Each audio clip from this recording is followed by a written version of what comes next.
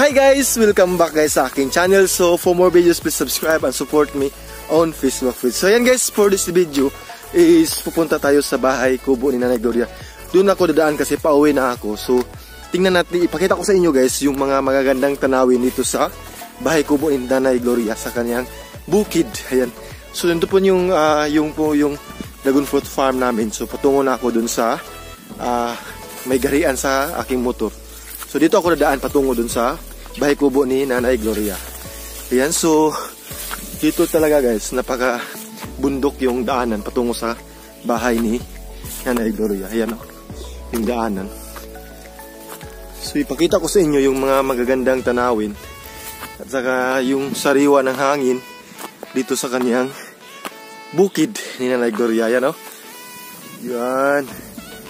Wow, sobrang sarap ng hangin, sariwang sariwa. At saka malalanghap mo yung mga magagandang hangin na limo. Yan o. Grabe. Overlooking talaga yung area dito. Anywhere guys, pag nandito kayo sa farm o sa bahay na Nanay Gloria, malalanghap mo talaga yung mga sariwang hangin. Yan o, yung sa likuran ko. So ipakita ko sa inyo. Hindi pa lang ito guys, kasi doon sa bahay ni Nanay meron din doon yung overlooking na area. Pakita ko sa inyo. Ayan o, yung dragon fruit farm namin. Palagi ko po yung tinuturo sa inyo kung subaybay kayo sa aking videos. Yan o, yung farm ng dragon fruit. Yung guys, napakasariwa yung hangin. Tingnan nyo yung mga puno sa likuran ko. Langhap na langhap po talaga. You feel good. So alam nyo guys, yung hangin na fresh is nakaka-good po yun sa ating lungs, or it's good for our lungs, yung masariwang hangin, mga organic na hangin. You know? Feel good talaga guys. Yan.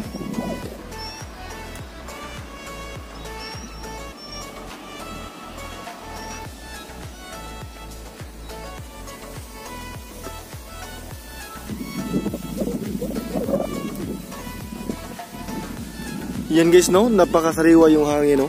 Grabe. Oh, feel na feel mo talaga. So puntahan na natin yung bahay kubo ni Nanay Gloria. Doon tayo kasi meron pa akong pakita sa inyo na overlooking din. Yun, no? Kita nyo yung mga puno na sumasayaw dahil sa hangin.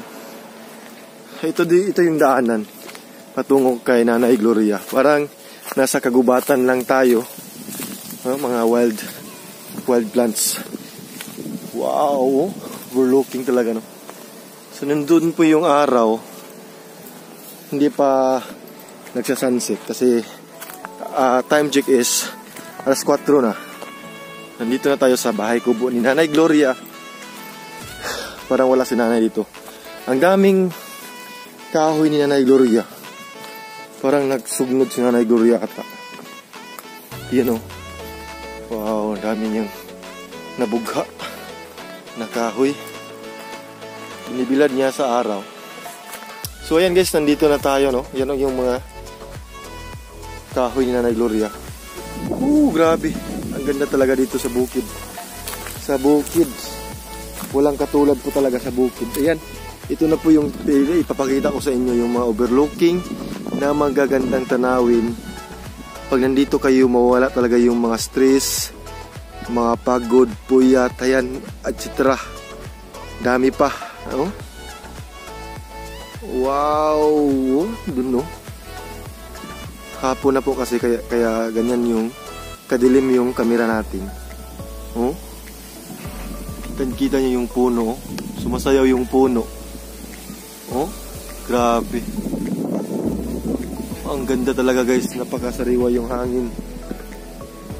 Dito yung mga tanim ni Nanay Gloria na mga kamuti o yung sweet potatoes. Doon na po yung highway guys, yan o. Doon po tayo dadaan. Yan po yung highway yan. Makikita nyo po na may aso. Hindi, makikita nyo po yun na mayroong mga sasakyan. Tingnan nyo. So dyan tayo dadaan. You know, yung may sasakyan, no? May paparaan na sasakyan. Tingnan nyo guys, yan. Oh, yun, may mga sasakyan na. So yan guys, oh, yung mga magagandang tanawin dito sa bahay kubo ni Nanay Gloria. Nandiyan na yung araw. Magsa-sunset na siya. Wow, ang ganda tingnan, no? Too good. Sa bahay ni Nanay Gloria, sa kanyang bahay kubo. Nandito po tayo guys. Oh, yung mga tanawin. Ang sarap tingnan. Paka-fresh po talaga. Dito sa bahay kubo ni Nanay. Yan guys, so papauwi na tayo. So punta tayo dun kasi ipakita ko sa inyo yung highway or yung daanan patungo dun sa highway. Malapit lang po kasi. Kasi yung farm namin is nasa bundok. Tapos down, tapos bundok, down. Ganyan lang po yung daanan dito patungo sa farm namin. Madadaanan mo yung bahay kubo ni Nanay Gloria pag dito ka dadaan, pero pag doon ka sa may kalsada namin patungo doon, ganoon kasing kalsada yung farm namin. Wow, yung hangin guys. Langhap na langhap mo talaga. Kaya hahaplos sa kayong mukha o sa yung katawan, oh. Good. Yan, oh. Ang ganda talaga, oh. Yung hangin. Yung mga bulaklak sa hagunoy. Ito po yung hagunoy na bulaklak. Yan guys. Ang ganda tingnan, no? So yung aso is kasama ko. Brownie! Yung si Brownie, oh. Naguna na. Naguna na ka. Nanguhat. Uy! Brownie! Li! Brownie! Asan si tatay? Ito dito? Oh. Oh. Oh. Li! Ali! Gara sa... garaas eh. Ali ba? Ali!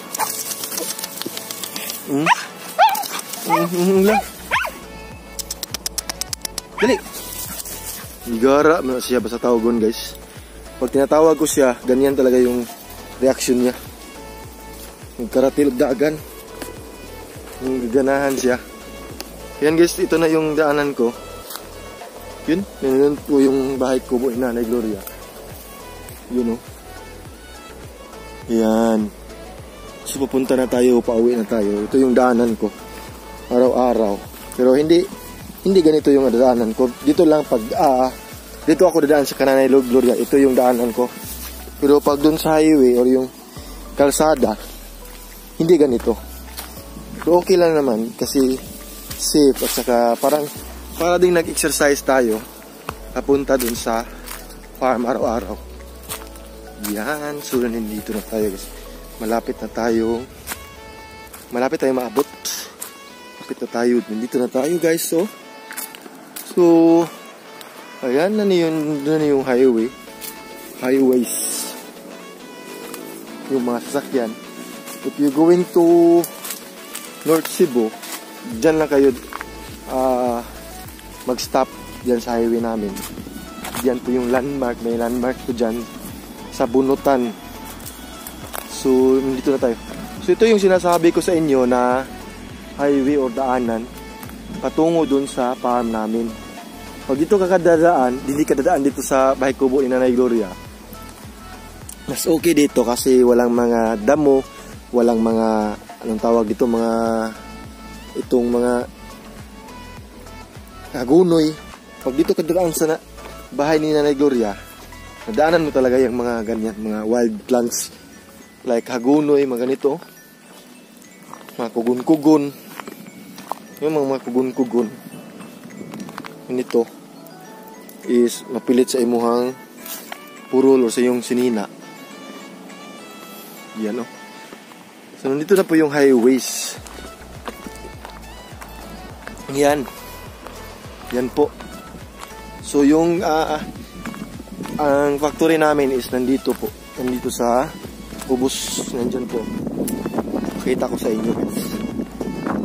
Ayan. So nandyan. Yan po yung highways. Yan. Nandyan po guys. So yan po yung factory, ang may scene. At saka yun ang highway. Dyan po yung gate namin patungo dito sa farm. Yan.